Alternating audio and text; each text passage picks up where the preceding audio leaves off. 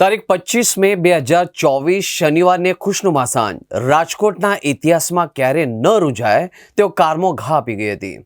નાના મવા રોડ પર આવેલા ટીઆરપી ગેમ ઝોનનું હસતું રમતું વાતાવરણ ગણતરીની 5 જ મિનિટમાં સ્મશાન ભૂમિમાં ફેરવાઈ ગયું હતું. વેલ્ડિંગના તણખામાંથી લાગેલી આગે વિકરાળ સ્વરૂપ ધારણ કર્યું અને જોત જોતામાં નિર્દોષ બાળકો સહિત 27 જિંદગીઓ જીવતી ભળતું થઈ ગઈ હતી. આજે આ ગોઝારી ઘટનાએ 2 વર્ષ પૂર્ણ થયા છે, પરંતુ કાળજું કંપાવી દેનારી એ સાંજનો આક્રોશ અને વેદના રાજકોટવાસીઓના મનમાં આજે પણ એટલી તાજી છે. સ્વજનો ગુમાવ્યાના અસહ્ય આઘાતમાં ડૂબેલા પરિવારો આજે 2 વર્ષ પૂર્ણ થતાં જ આંખમાં આંસુ સાથે ન્યાયની ભીખ માંગી રહ્યા છે. બીજી તરફ કાયદાકીય દાવપેચ અને લાંબી કાનૂની પ્રક્રિયાના કારણે કેસના તમામ 15 આરોપીઓ, જેમાં ગેમ ઝોનના માલિકો, ભાગીદારો અને ભ્રષ્ટ સરકારી અધિકારીઓ સામેલ હતા, એક પછી એક કરીને જેલમાંથી બહાર આવી ચૂક્યા છે. આ અગ્નિકાંડ માત્ર બેદરકારી ન હતી, પણ સરકારી બાબુઓની સાંઠગાંઠ અને ભ્રષ્ટાચારનું જીવતું જાગતું ઉદાહરણ હતું. 18 મહિના સુધી તંત્રની આંખ સામે ગેરકાયદેસર ગેમ ઝોન ધમધમી રહ્યો. ટિકિટો વેચાતી રહી, એન્ટરટેનમેન્ટ ટેક્સ ઉઘરાવતો રહ્યા, પણ કોઈને ફાયર સેફટી ચેક કરવાની દરકાર ન હતી. આજે 2 વર્ષ પણ રાજકોટ આ લડતમાં પીડિત પરિવારો સાથે ઊભું છે. સરકાર અને અદાલતો ભલે તારીખો બદલતી રહે, પણ આ 27 નિર્દોષ આત્માઓ અને તેમના પરિવારોના આંસુનો હિસાબ આ તંત્રએ એક દિવસ ચૂકવવો જ પડશે. ટીઆરપી અગ્નિકાંડના ભોગ બનનાર પરિવાર વતી એ લોકોને ન્યાય અપાવવા માટે એડવોકેટ તરીકે કોઈ પણ પ્રકારની ફીસ લીધા વગર રોકાયેલો છું. ગુજરાતની માનવ સર્જિત કુલ 4 દુર્ઘટનાઓ, તક્ષશિલા, હરણીબોટ, ઝૂલતો પુલ અને ટીઆરપી અગ્નિકાંડ. સૌથી અમારી પહેલો પ્રયત્ન એવો હતો કે ટીઆરપી અગ્નિકાંડ છે એ સૌથી પહેલાં કેસની ટ્રાયલ ઓપન થાય અને ભોગ બનનાર પરિવારને ઝડપથી ન્યાય મળે અને વહેલી તકે એ ટ્રાયલ પૂરી થાય.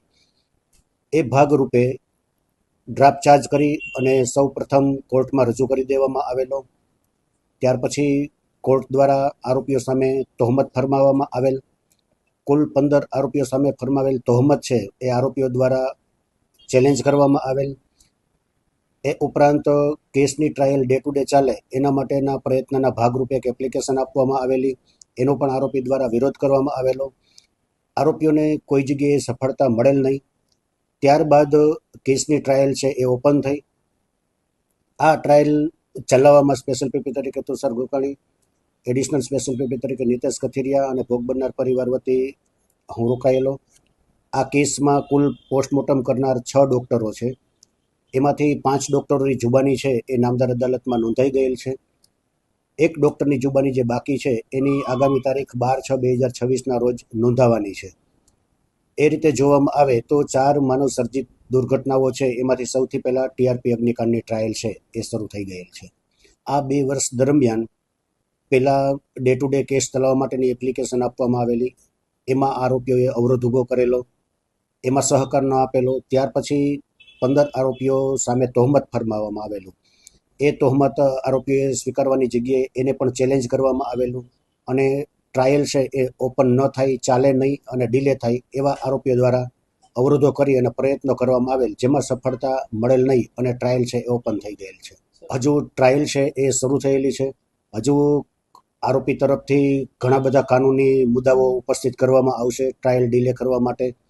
પોસ્ટમોર્ટમ કરનાર ડૉક્ટરની જુબાની પૂરી થાય એટલે વિટનેસની સંખ્યા ઘણી બધી વધારે છે, પરંતુ ક્વોન્ટિટીની જગ્યાએ ક્વોલિટી વિટનેસ તપાસી અને ટ્રાયલ વહેલી તકે પૂરી થાય એવા પ્રયત્ન પ્રોસિક્યુશન તરફથી રહેશે. એટલે સ્વાભાવિક છે કે આરોપી તરફથી કોઈ પણ પ્રકારે હર્ડલ્સ ઊભું કરી અને ટ્રાયલ ડીલે થાય એવા પ્રયાસો કરવામાં આવશે.